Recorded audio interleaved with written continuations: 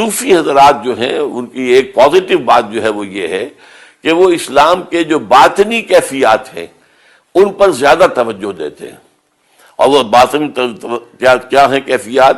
دل میں اللہ کی محبت تمام محبتوں پر غالب آ جائے، آخرت کی طلب ہر دوسری طلب پر غالب آ جائے. جب تک یہ نہ ہو اور اللہ کے لیے جو کام کیا جائے وہ خالص خلوص اور اخلاص سے کیا جائے، اس میں کوئی بدنیت شامل نہ ہو جائے.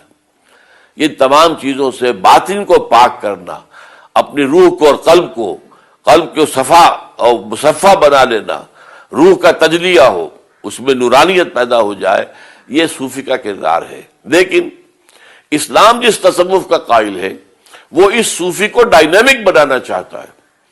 اس کیفیات کے لوگ ایسا نہ ہو کہ بس مراقبوں میں بیٹھے ہوئے ہیں، بیٹھے رہیں تصور جانا کیے ہوئے.